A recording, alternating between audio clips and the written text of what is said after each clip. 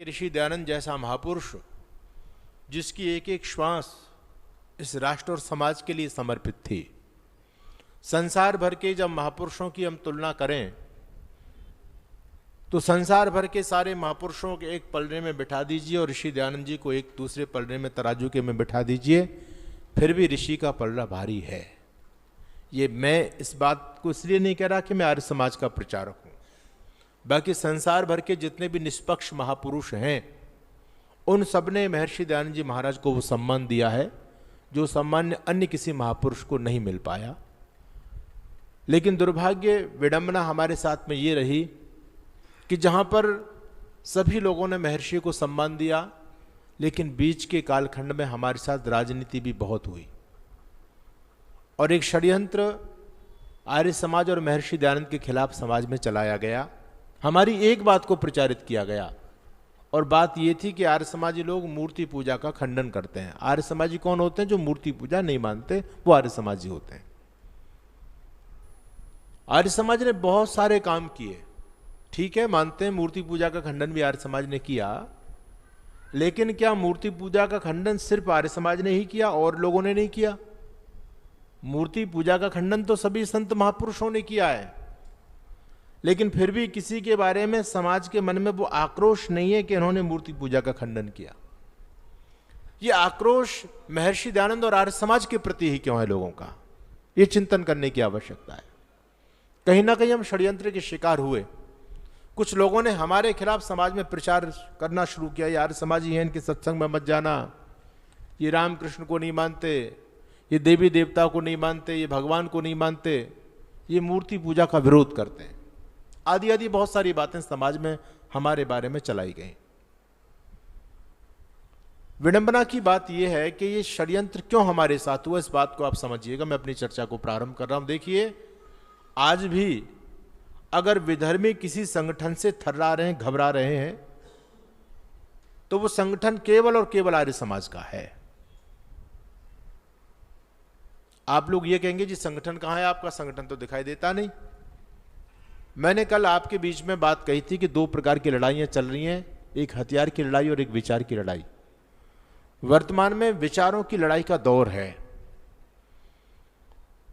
तोप तलवार का समय अब नहीं है। आज आपको कोई तलवार के बल से कोई विधर्मी नहीं बना सकता। अब तो योगी जी बैठे हुए हैं उत्तर प्रदेश में, अब किस बात की चिंता है? मोदी जी हैं, वो दौर चला गया। तो आज जो लोग विधर्मी बन रहे हैं, धर्म को छोड़ रहे हैं, वो किसी भय के कारण नहीं छोड़ रहे, किसी डर के कारण नहीं छोड़ रहे, वैचारिक विकलांगता के कारण छोड़ रहे हैं। विचार नहीं उनके पास में। तो जब हम पर वैचारिक प्रहार किया जाता है सनातन धर्म पर, तो उस समय आपके सनातन धर्म पर होने वाले प्रहार को यदि कोई झेलने वाली कोई आर्मी है तो वो दयानंद सरस्वती की आर्मी है। दो आर्मियां देश को बचा रही हैं। एक तो सीमा पर हमारी इंडियन आर्मी लगी हुई है जो बाहर के शत्रुओं को देश में प्रवेश करने से रोकती है, आतंकवादियों को रोकती है।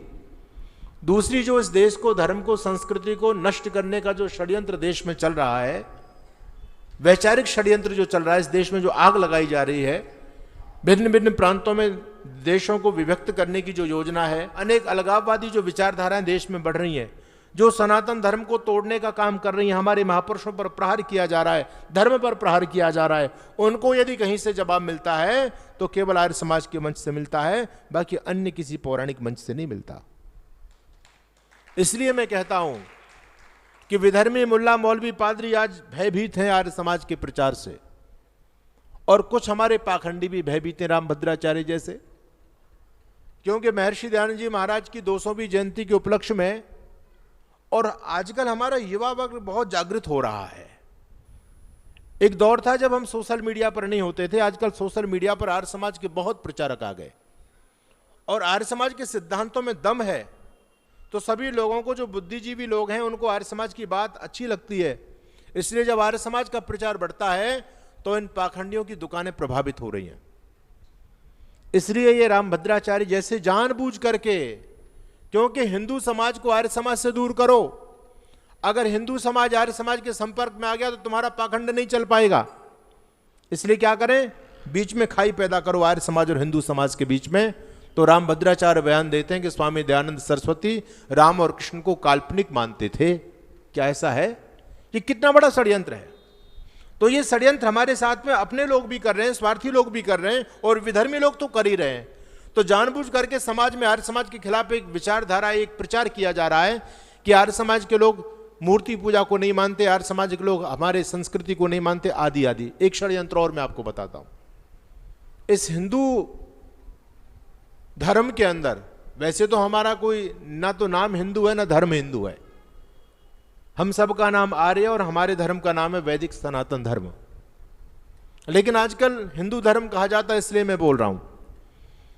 हमारे हिंदू समाज के अंदर बहुत सारे मतपंथ चल रहे हैं, पूरा समाज विभक्त होता चला जा रहा है, मतपंथों में बढ़ता चला जा रहा है। जैसे कि राधा स्वामी, धन सदगुरु और ब्रह्मा कुमारी, स्वामीनारायण, बहुत सारे संप्रदाय देश में चल रहे हैं। लेकिन विडंबना की बात यह सोचिएगा आप, एक तरफ आर्य समाज है जो कोई मतपंथ नहीं है, बाकी वो तो मतपंथ है सारे के सारे, लेकिन हमारे हिंदू भाई उनको सनातनी मान के बैठे हुए हैं, जो कि सनातन की एक भी विचारधारा को नहीं मानते, एक भी सिद्धांत को नहीं मानते।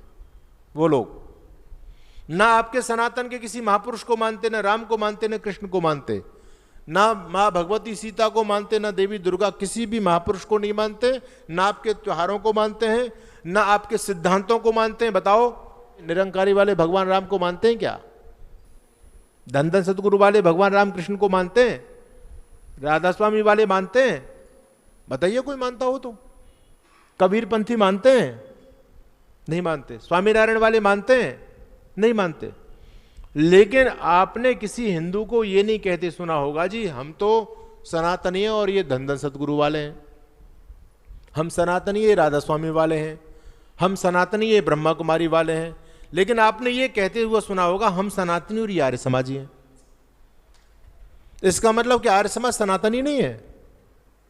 हमको कितना दूर किया जा रहा है, समाज को कितना भ्रमित किया जा रहा है। हमको हिंदू सनातनी नहीं मान रहा, और जो हिंदू के मान्यताओं को नहीं मान रहे उनको हिंदू समाज सनातनी मान करके बैठा हुआ है।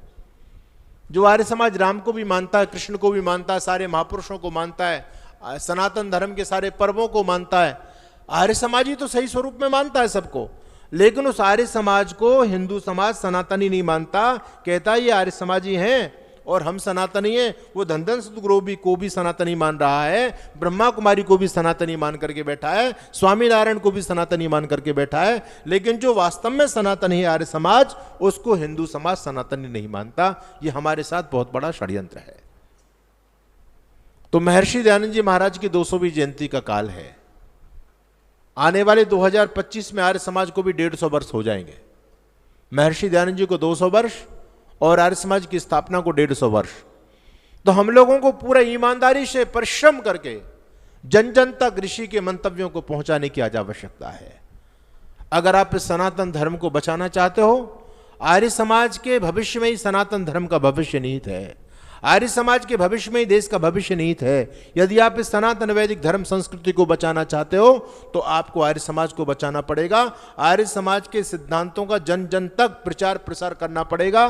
जो लोगों के दिमाग में जो जहर भरा जा रहा है, कुछ अपने गद्दारों के द्वारा, कुछ विधर्मी लोगों के द्वारा, उनके दिमाग से जहर को निकाल करके आर्य समाज की तरफ उनको जोड़ना पड़ेगा। तब आपका धर्म, देश, संस्कृति और संतति बच पाएगी। बाकी दूसरा कोई रास्ता नहीं है।